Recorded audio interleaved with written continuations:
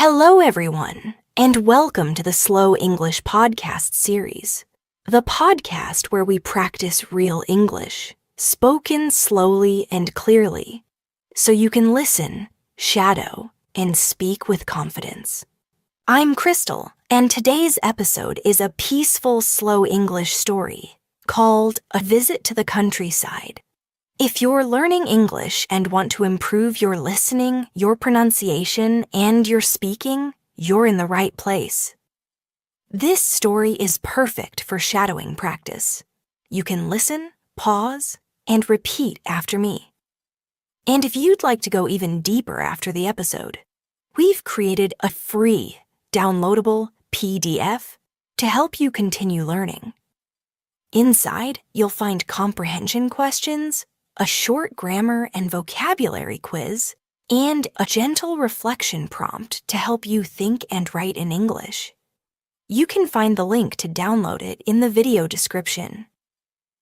Now, let's take a breath and imagine something different. The air smells like grass. You hear birds, not traffic. The sky is soft and wide. The sun is warm on your face. You're far from the noise of the city. Just fresh air, open land, and silence.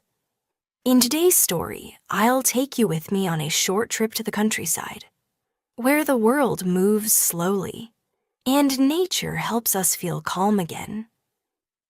As always, I'll explain any difficult words along the way, so you don't have to worry. Are you ready? Let's begin. 2 weeks ago, I hit a wall. No, don't worry. I didn't crash into an actual wall. Hit a wall is an English expression. It means you suddenly feel like you can't go any further, mentally, emotionally, or even creatively. Like your brain just says, that's enough. And that's exactly how I felt. I was tired, not just physically tired, but tired of everything. The noise, the screens, the rushing. Even my phone felt too loud. I couldn't focus. I wasn't sleeping well. Every day felt like a repeat of the last one. Then one evening, I met my friend Claudia for coffee. She looked different, peaceful, lighter. I asked, "What happened to you? You look so calm." She smiled and said, "I went away last weekend, to the countryside, alone, just for 2 days. But it changed something in me." I laughed and said, "The countryside? That's just cows and trees." But Claudia shook her head. "No, it's space. It's silence. It's what your brain is asking for." She wasn't wrong. That night, I lay in bed, scrolling. But nothing was interesting anymore. My mind felt heavy. Even my favorite music didn't help. So the next morning, I opened my laptop, and I booked a small guest house in the countryside. Just for 2 nights. Just to try. I wasn't excited. I was still tired, still unsure. But something in me whispered, maybe you need this. I took the train in the early afternoon. I had packed snacks, some music, even a book, but I didn't touch any of them. Instead, I looked out the window. At first, it was all highways, traffic, and tall gray buildings. But slowly, the view began to change. The buildings got smaller. The roads became quiet. The streets turned into fields. And the gray city slowly faded behind me. After almost 2 hours, the train arrived at a tiny rural station. Rural means a place in the countryside, far from cities, where life is quiet, simple, and close to nature. I stepped off the train. No taxis, no honking, no people rushing, just fresh air and silence. I walked down a narrow road, dragging my small suitcase behind me. The only sounds were birds singing, and the soft wheels of my bag on the ground. I passed wooden fences, sleepy trees, and a single brown goat chewing grass near a mailbox. After about 10 minutes, I found the guest house Claudia had recommended. It was small and white, with flowers growing in the window boxes. A wooden sign outside said, "Welcome." Take your time. That made me smile. The owner came out to greet me, a kind woman in her 60s with short gray hair and a soft scarf. She looked at me kindly and said, "You must be Crystal. We've been expecting you." She showed me to my room. There was a warm bed with a thick blanket, a small wooden window, and walls made of stone. No TV, no desk, no noise, just a quiet, open space. I put my phone on the side table and didn't pick it up again. Then I stepped outside to the porch and sat down. A porch is a small covered space at the front of a house where you can sit and relax. There was a gentle breeze on my face.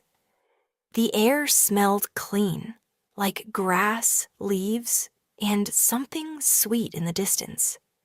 For the first time in weeks, I didn't feel like I had to do anything. I didn't have to reply, or check, or scroll. I just sat and breathed. The next morning, I didn't wake up to an alarm. Instead, I woke up to the voice of a rooster. It was loud and funny, but also kind of charming. Not a phone, not a calendar reminder, just a real bird saying good morning in its own way. Sunlight touched the wooden window, and I stretched slowly. I felt rested, like I had slept for the first time in months. I stepped outside and walked barefoot onto the porch. Barefoot means with no shoes or socks, just your feet touching the ground. And let me tell you, that cold, wet grass under my feet, it woke me up better than coffee. The ground was soft and covered in dew, tiny drops of water that appear on plants in the early morning. Dew makes everything sparkle in the sunlight, like nature is whispering, "Take it slow today." And I did. I took it slow. I decided to go for a walk. Behind the guest house was a narrow dirt path, not a paved road, just soft earth with stones and dry leaves. A dirt path is a natural trail made of soil, the kind you follow with your heart, not a map. So I followed it, just listening to the sound of my own footsteps. On both sides, there were wide open meadows.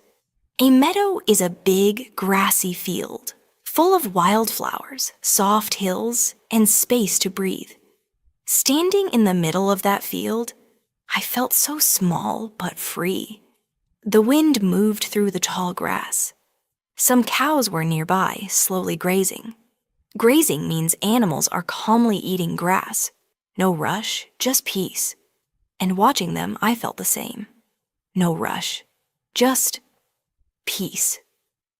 I kept walking. Soon I passed a small wooden farm.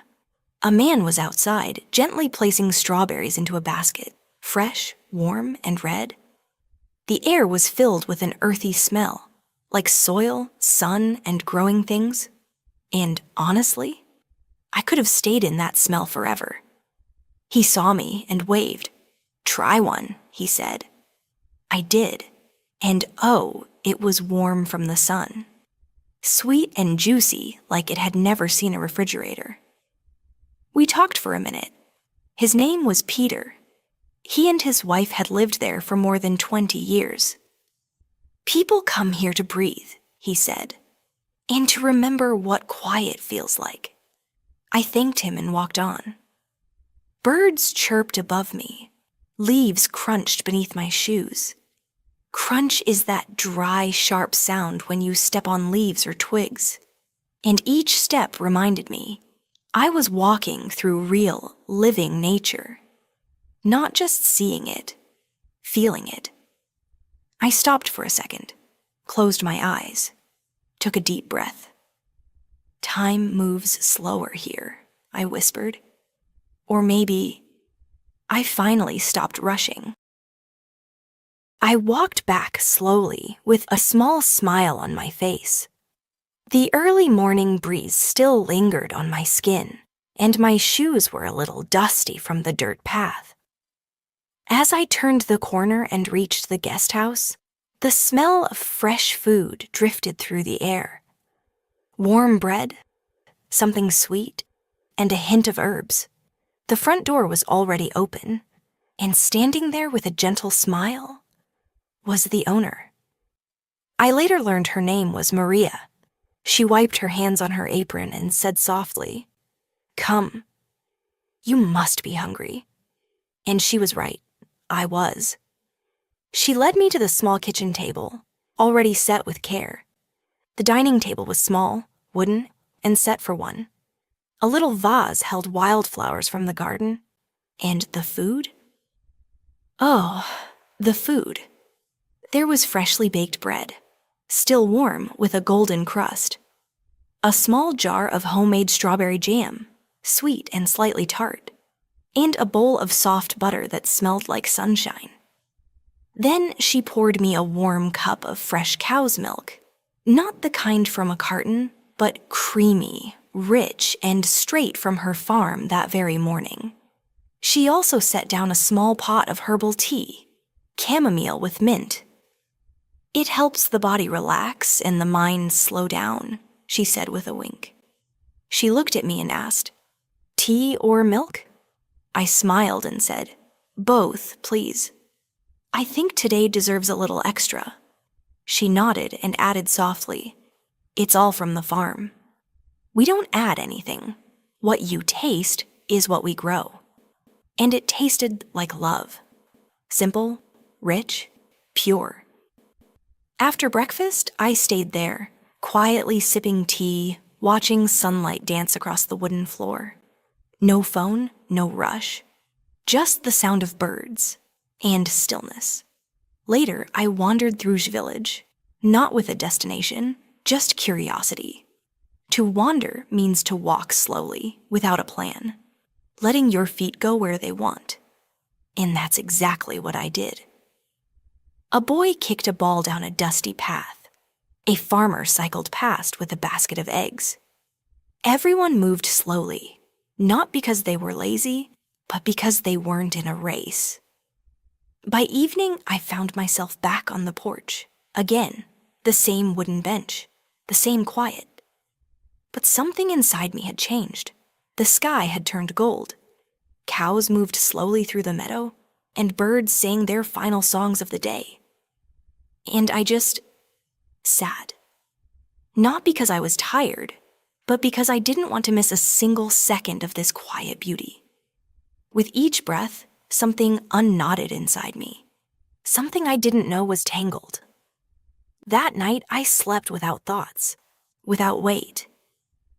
Just a deep, quiet kind of rest, the kind that makes you feel whole again.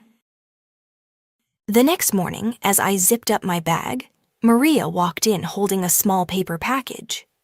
"For your journey," she smiled.